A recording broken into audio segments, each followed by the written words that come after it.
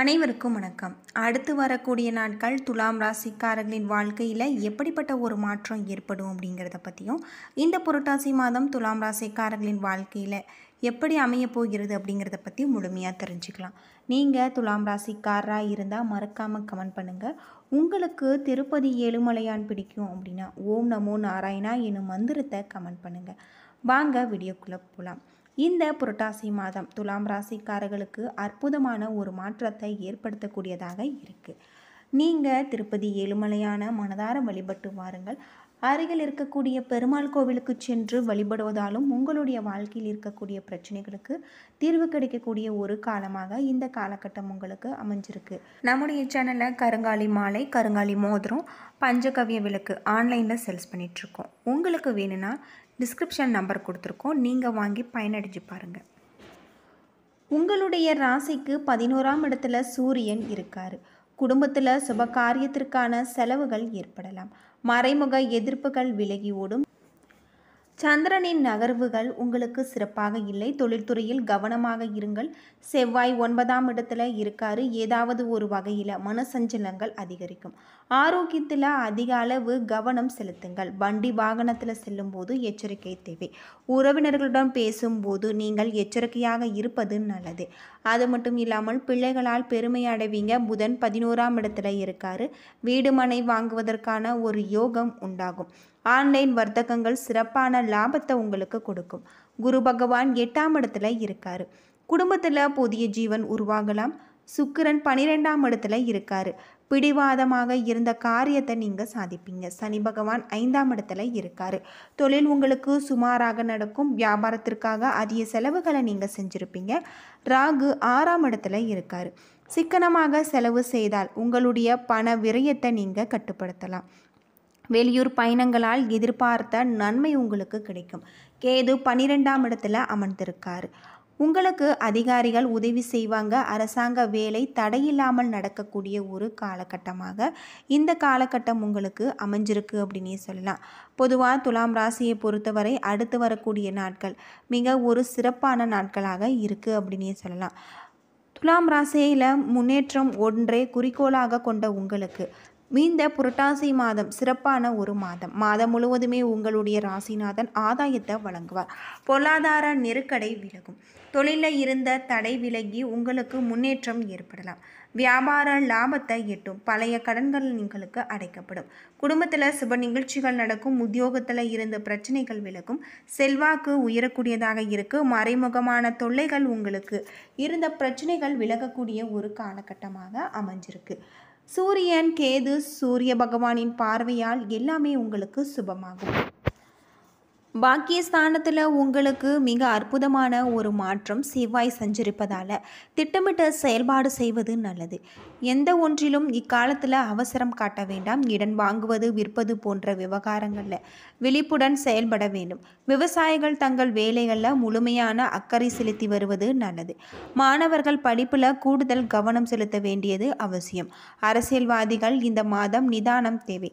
தலைமைகளை நீங்கள் அனுசரித்து செல்வது அவசியம். உத்தியோகத்தில் இருப்பவர்களுக்கு நிர்வாகம் காரணத்தால் எதிர்பாராத இடமாற்றம் ஏற்படலாம். நேரம் காலம் சூழ்நிலைகள் அறிந்து செயல்படுத்துவது, பிறரை அனுசரித்து செல்வதன் வழியாக எதிர்பார்த்த நன்மைகள் உங்களுக்கு அடைய முடியும். குடும்பத்தில் குழப்பம் குறைந்து மனநிறைவு ஏற்படக்கூடிய ஒரு காலமாக இந்த காலகட்டம் உங்களுக்கு அமைஞ்சிருக்கு அப்படின்னே சொல்லலாம். அது மட்டும் இல்லாமல் நினைத்த காரியத்தை நீங்கள் செய்து முடிக்கக்கூடிய ஒரு காலமாக இருக்குது. சுவாதி நட்சத்திரத்தில் பிறந்தவர்களுக்கு இந்த புரட்டாசி மாதம் உடல்நிலையில் இருந்த சங்கடம் விலகும். சுறுசுறுப்பாக செயல்பட்டு நினைத்ததை நீங்கள் சாதிப்பீங்க.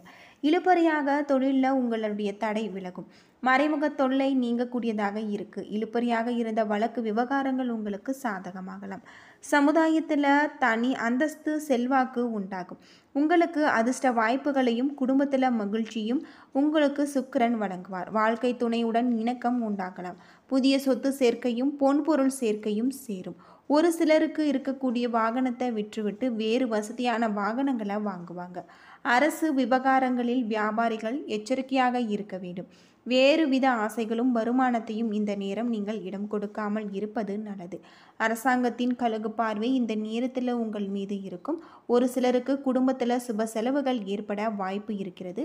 பாக்கியஸ்தானத்தில் செவ்வாய் உங்களுக்கு அற்புதமான ஒரு மாற்றத்தை தரக்கூடியதாக இருக்குது. மாணவர்கள் படிப்பில் கூடுதல் அக்கறை செலுத்த வேண்டுவதாக சொல்லப்படுது.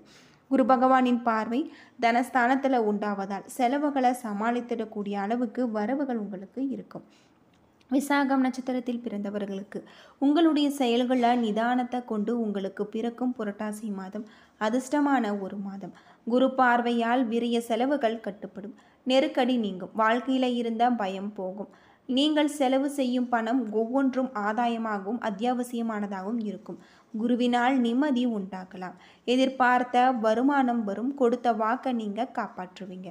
குடும்பத்தில் இருந்த நெருக்கடி விலகும். உடல்நிலை சீராகும். நினைத்ததை சாதிக்கக்கூடிய நிலை உண்டாகலாம். ராகுவின் அருளால் தொட்டதெல்லாம் உங்களுக்கு வெற்றி ஏற்படும். இருந்தாலுமே வியாபாரிகள் திட்டமிட்டு செயல்பட வேண்டும். கணக்கு வழக்குகளில் கவனமாக இருக்க வேண்டும். உத்தியோகத்தில் இருப்பவர்கள் தங்கள் கடமைகளில் சரியாக இருக்க வேண்டும். அரசியல்வாதிகள் அவசரத்தால் இடம் கொடுக்காமல் நீங்கள் வேலைகளை யோசித்து செயல்பட வேண்டும். இந்த நேரத்தில் யாரையும் பகைத்து கொள்ளாமல் இருப்பது உங்களுக்கு நன்மையாக இருக்கும் அப்படின்னே சொல்லலாம். குடும்பத்தில் உங்களுக்கு வாழ்க்கை துணையுடன் இருந்த சங்கடங்கள் விளங்கக்கூடிய ஒரு காலகட்டமாக இந்த காலகட்டம் உங்களுக்கு அமைஞ்சிருக்கு அப்படின்னே சொல்லலாம். பொதுவாக துலாம் ராசியில் பிறந்தவர்களுக்கு அடுத்து வரக்கூடிய நாட்களில் எப்படி இருக்கும் அப்படின்னு பார்த்தா, இந்த வாரம் திருமணம் ஆகாதவர்களுக்கு திருமணம் நடக்கும். உயர் ரக வாகனங்களை வாங்கக்கூடிய ஒரு யோகம் அமையலாம்.